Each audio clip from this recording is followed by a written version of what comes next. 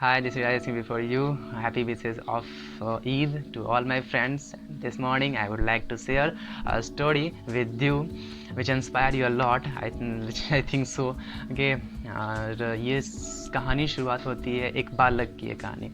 तो ये एक गांव में एक बालक रहता था। तो वो अपने माँ बाप की ख्वाहिशें को पूरा कर जाता था। एवरीवन वांट्स, जैसे कि सब चाहते हैं कि अपने माँ बाप का ख्वाहिश पूरा करें। तो वो भी यही चाहता था कि वो अपने माँ बाप का ख्वाहिश पूरा करे। तो हम जानते हैं कि ख्वाहिश पूरा करने के लिए कहीं ना कहीं पैसों की बहुत ही महत्वपूर्ण योगदान है।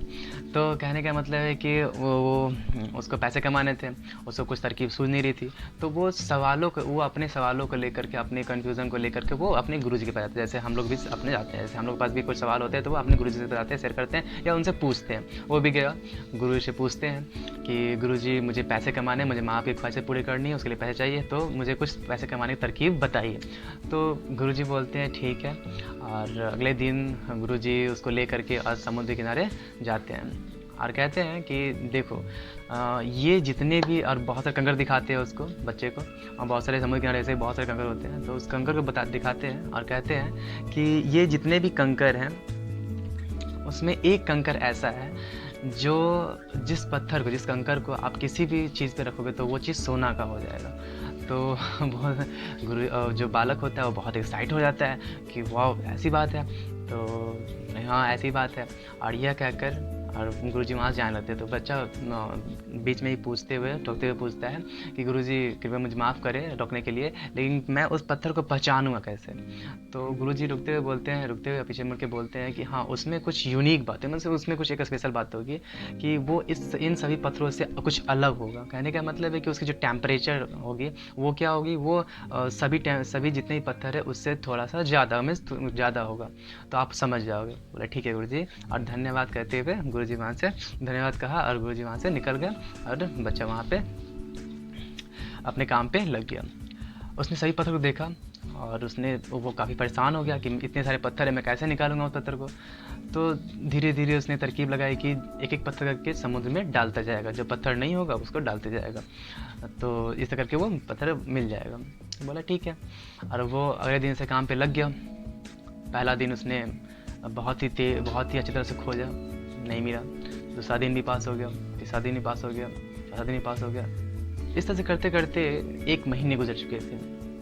अब दूसरे महीने में आता है, ज़रा बहुत खोज रहा होता है, उसे 2-3 दिन गुजर जाते हैं, 1 महीने 2-3 दिन गुजर जाते हैं, उसके बावजूद भी उसको नहीं मिलती है। एक दिन 7वें दिन ऐसा क्या होता है कि वो पत्थर अब मिल जाती है, वो पत्थर मिल जाती है, उसके हाथों में आती है, लेकिन वो उसे फेंक देता है। क्यों? क्योंकि वो उसकी हैबिट बन चुकी होती है, क्योंकि वो रोज़ काम कर रहा था और एक एक पत्थर को फेंकते जा रहा था। और उस फेंकते फेंकते क्रम में क्या हुआ कि वो पत्थर भी उसके सामने आया, लेकिन वो मतलब फिर से वो जैसे ही उसने समझा कि वो पत्थर नहीं है, और वो उसे फेंक दिया। अब फेंक देने के बाद वो वापस उसे ला नहीं सकता था। क्यों? क्योंकि वो समुद्र में चला गया था। अब उस पत्थर को ढूंढना मुश्किल ही नहीं बल्कि नामुमकिन थी। तो कहने का मतलब है कि हम लोग भी मेरे फ्रेंड्स, हम लोग भी बहुत बार ऐसा होता है कि किसी भी चीज़ को हल्के में ले लेते हैं। तो हमें किसी भी चीज़ को, किसी भी दिन को या किसी भी चीज़ को हमें हल्के में कभी नहीं लेना चाहिए, क्योंकि ज़िंदगी में बहुत कुछ करने का, बहुत कुछ मिलने का मौका बहुत बार आता है। और वो कहते हैं ना, opportunity never comes once and again.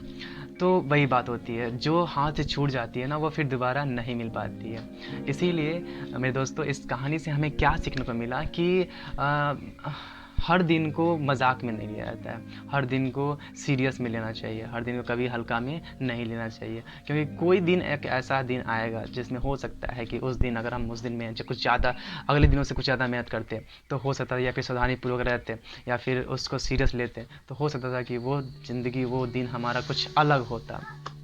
चूँकि इस स्टोरी से हमें ये सीखने को मिलती है कि जैसे वो बालक था तो वो पहले दिन, दूसरा दिन, तीसरा दिन जो काम किया वो काम उसके अनुसार होता था। मीन्स धीरे-धीरे वो तराशना, धीरे-धीरे वो देखना, उस पत्थर को देखना और फिर से उसको सावधानीपूर्वक फेंकना। मीन्स लगभग इस तरह से कामें होती थी। लेकिन दिन गुज़रते गए वो बिल्कुल हल्के में लगने लगा कि ये पत्थर नहीं होगा, फेंको उसको, ये पत्थर नहीं होगा, उसको फेंको, इस तरह से करके उसने उसके पत्थर में जो उसके नसीब में जो था पत्थर वो भी आया, लेकिन वो उसको ही हल्के में लेकर उसको ही फेंक दिया।